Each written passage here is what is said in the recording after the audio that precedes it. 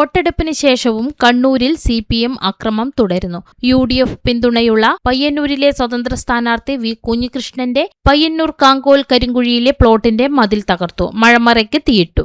V കുഞ്ഞികൃഷ്ണന്റെ ഭാര്യയുടെ ഉടമസ്ഥതയിലുള്ള green ഹൌസിന് തീയിട്ടു. CPIM വിട്ട് UDF പിന്തുണയോടെ മത്സരിക്കുന്ന സ്വതന്ത്ര സ്ഥാനാർത്ഥി വി കുഞ്ഞികൃഷ്ണൻ അനുകൂലിയുടെ വീടിന് നേരെയും ആക്രമണമുണ്ടായി. മാതമംഗലത്തിനടുത്ത് പേരാവൂരിലെ MK നാരായണന്റെ കാറിന് നേരെ സ്ഫോടക വസ്തു എറിഞ്ഞു. കാങ്കോൽ കരിങ്കുഴിയിലുള്ള കുഞ്ഞികൃഷ്ണന്റെ ഭാര്യയുടെ ഉടമസ്ഥതയിലുള്ള ഗ്രീൻ ഹൌസിനും അക്രമികൾ തീയിട്ടു. ഇന്നലെ രാത്രി 10 മണിയോടെയായിരുന്നു സംഭവം. പോലീസ് എത്തിയാണ് തീ അണച്ചത്. കഴിഞ്ഞ ദിവസവും കുഞ്ഞികൃഷ്ണൻ അനുകൂലിയുടെ വീടിന് നേരെ ആക്രമണമുണ്ടായിരുന്നു.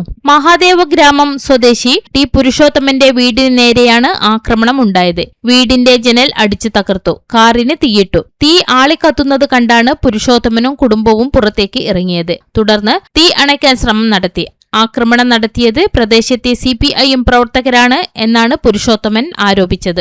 പയ്യന്നൂർ മണ്ഡലത്തിൽ CPIMന്റെ നേതൃത്വത്തിൽ വ്യാപക കള്ളവോട്ടും അക്രമവും നടന്നെന്ന് നേരത്തെ UDF ആരോപിച്ചിരുന്നു. പയ്യന്നൂർ നഗരസഭയിൽപ്പെട്ട പയ്യന്നൂർ, കണ്ടോത്ത്, കാറമേൽ, പെരുമ്പ എന്നിവിടങ്ങളിലും കരിവെള്ളൂർ പെരളം പഞ്ചായത്തിലെയും കാങ്കോൽ, ആലപ്പടമ്പ് പഞ്ചായത്തിലെ ഭൂരിഭാഗം ബൂത്തുകളിലുമാണ് CPMന്റെ നേതൃത്വത്തിൽ വ്യാപക കള്ളവോട്ട് നടത്തിയതെന്നാണ് UDF ആരോപിക്കുന്നത്. ചോദ്യം ചെയ്ത UDF ഏജന്റുമാരെ ഭീഷണിപ്പെടുത്തിയെന്നും കണ്ടോത്ത് സ്കൂളിലെ ബൂത്തിൽ ഒരു സ്ത്രീ 4 വോട്ട് ചെയ്തെന്നും UDF ആരോപിക്കുന്നു. 4ാമത്തെ വോട്ട് ചെയ്യുമ്പോൾ കയ്യോടെ പിടികൂടിയെങ്കിലും പോലീസ് അവരെ അറസ്റ്റ് ചെയ്യാതെ വിട്ടയക്കുകയായിരുന്നു എന്നാണ് ആരോപണം.